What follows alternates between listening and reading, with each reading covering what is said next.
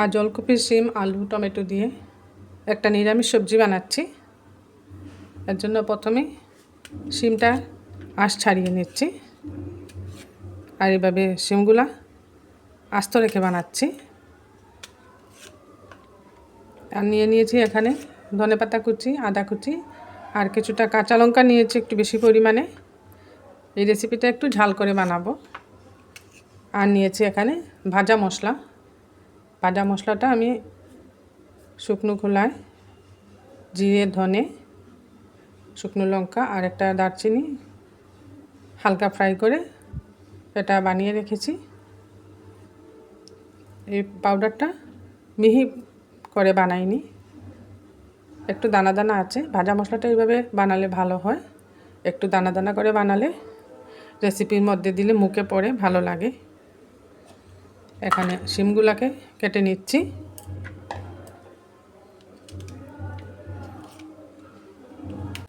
এই রেসিপিটার মধ্যে বেতু শাক দেব। এক মুঠো বেতু শাক ধুয়ে পরিষ্কার করে রেখে নিয়েছি। বেতু শাক ছাড়া অন্য যে কোনো শাকও এটার মধ্যে দেওয়া যায়, লাউ ডুগাও দেওয়া যায়। এগুলোর মধ্যে পোকা নেই, শিমটি ভালো আছে।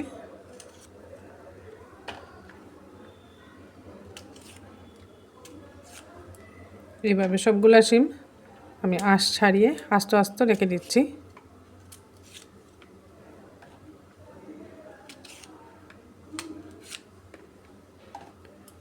টমেটোটাও এইভাবে বড় করে কেটে নেব।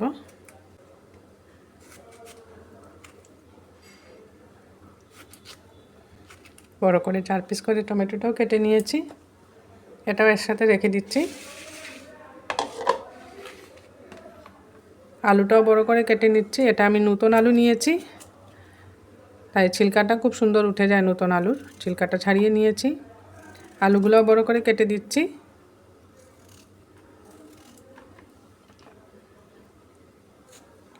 দুইটা আলু এইভাবে বড় বড় করে কেটে নিচ্ছি।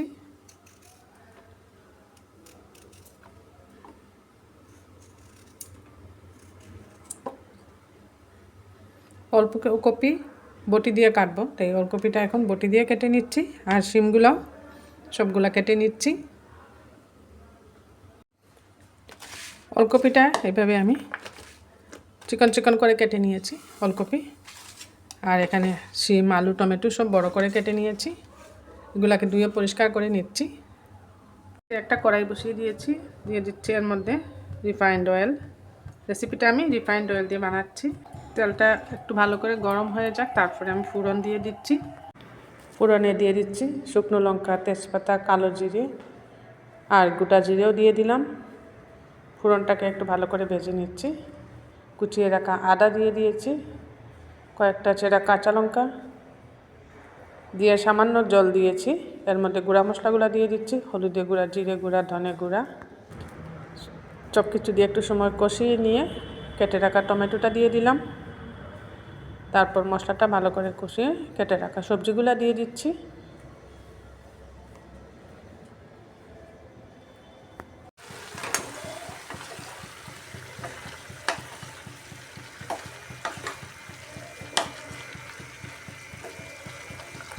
আবার একবার ভালো করে নাড়িয়ে দিয়ে কিছুক্ষণের জন্য ঢাকা দিয়ে রাখছি।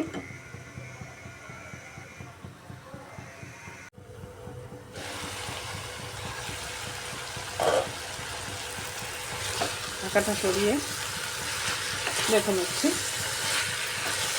জলটা শুকিয়ে গেছে, খুব ভালো করে কষাও হয়ে গেছে।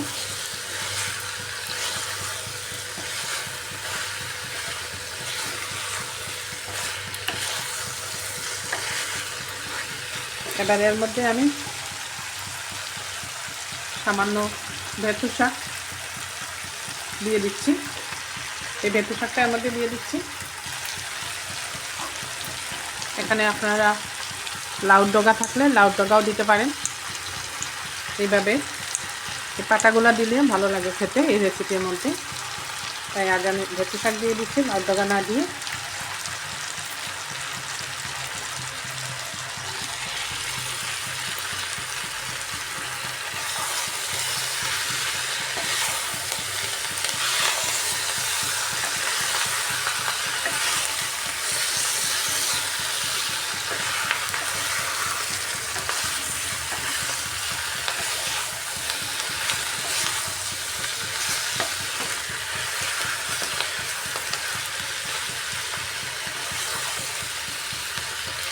সুন্দর করে কষা হয়ে গেছে। এবার পরিমাণ মতো জল দিয়ে দিচ্ছি।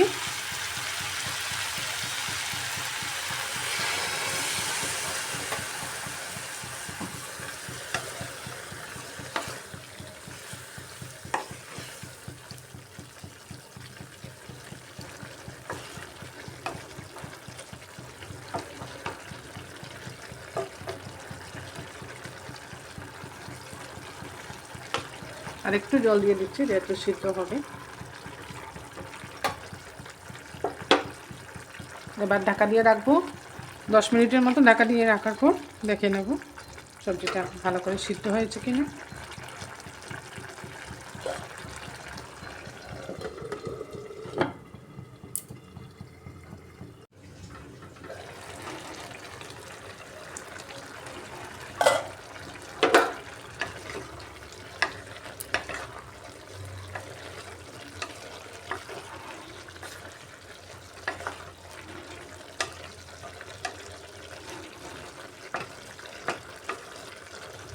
এখনও সব সবজি সিদ্ধ হয় না, আবারও কিছুক্ষণের জন্য আমি ঢাকা দিয়ে রাখছি।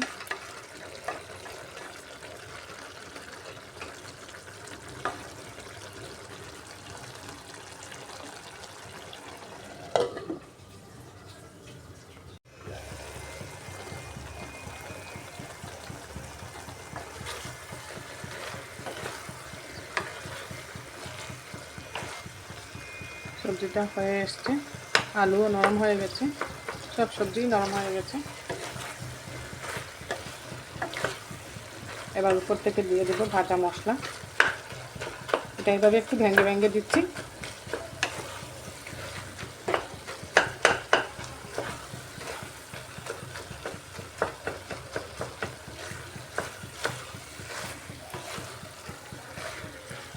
উপর থেকে ভাজা মশলা দিয়ে নামিয়ে নেব। ভাজা মশলাটা 1 চামচের মতো দিয়ে দিচ্ছি।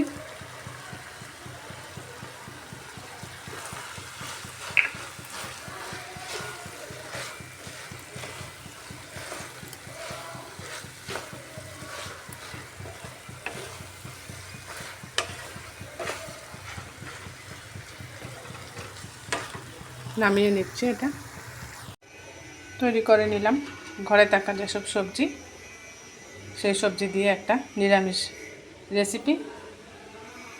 আমার এই নিরামিষ রেসিপিটা আপনাদের ভালো লাগলে লাইক শেয়ার সাবস্ক্রাইব করে নেবেন আমার চ্যানেলটা, আর পাশে থাকা বেল আইকনটা প্রেস করবেন। এতে করে যখনই এরকম নতুন নতুন রেসিপি আমি আপলোড করি সাথে সাথে নোটিফিকেশনটা পেয়ে যাবেন। এই রেসিপির মধ্যে আমি ভাতুয়া শাক ব্যবহার করেছি।